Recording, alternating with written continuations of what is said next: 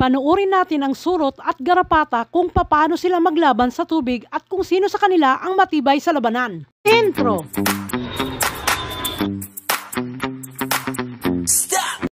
Ang surot ay talagang isang problema kapag mayroon ka nito. Ang mga surot ay mga parasitiko na insekto na ang pangunahing pagkain ay dugo, kadalasang mula sa mga tao.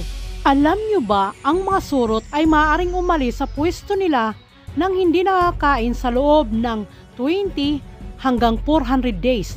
Depende sa temperatura at halumigmig. Ang mga matatandang yugto ng mga nymphs ay maaaring mabuhay ng mas matagal nang walang pagkain kaysa sa mga mas batang surot.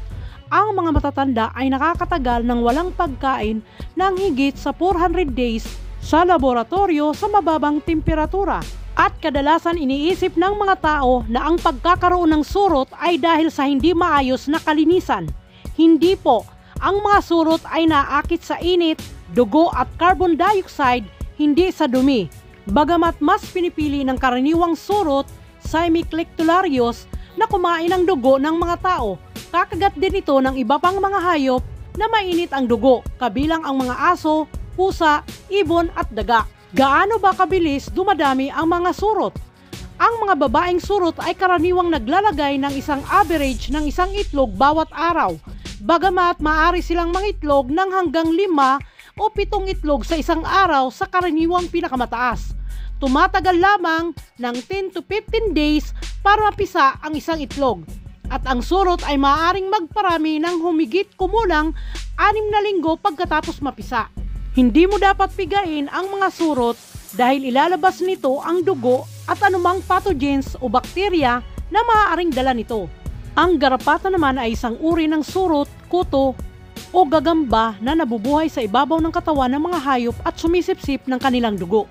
Ang life cycle ng Ixodes scapularis ticks ay isang sayentipikong pangalan o garapata na karaniwang tumatagal ng 2 taon. Sa panahong ito, dumadaan sila sa 4 na yugto ng buhay: itlog, larva, nymph at adult.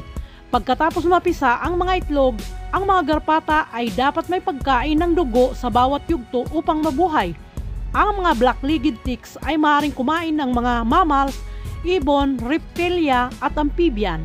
Alam nyo ba na ang mga nasa hustong gulang na garapata ay naghahanap ng mga host na hayop na makakain? At pagkatapos mapuno ng dugo, mabilis silang nag-aasawa. Karaniwang namamatay ang mga lalaking matitigas na garapata pagkatapos makipag-asawa sa isa o higit pang mga babae. Bagamat ang ilan ay maaaring mabuhay ng ilang buwan, ang mga babae ay namamatay kaagad pagkatapos mangitlog sa mga protektadong tirahan ng lupa. O ayan, mukhang bumigay na ang dalawa. Ngunit panoorin natin hanggang dulo. Baka naman may iba pang magaganap. Buhay pa pala.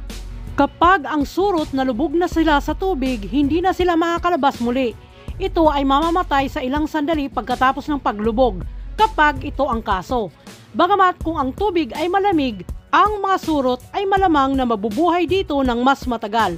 Sa kabilang banda, ang mga itlog ng surot ay maaaring mabuhay nang nakalubog sa tubig ng hanggang 24 hours. Ang garapata naman ay tumatagal ng mahabang panahon upang sila ay malunod. Maaaring lumutang ang mga garapata sa tubig ng hanggang 48 hours bago sila malunod. Gayunpaman, magsisimula lang silang malunod kung hindi sila makahanap ng host sa loob ng panahong iyon. Dahil sa tagal nilang magkadikit, nilagyan ko pa ng isa pang garapata para makita ang susunod na mangyayari.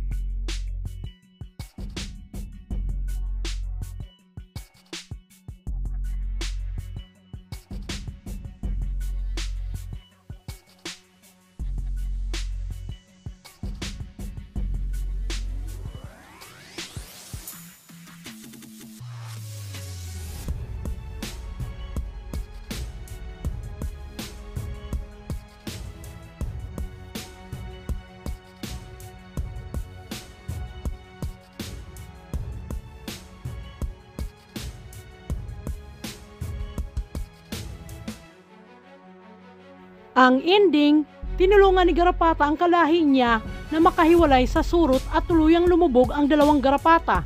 Ngunit buhay pa ang tumulong. pero ang surot nakalutang pa rin ngunit di na kumikilos. Please like, share, comment! Thanks for watching!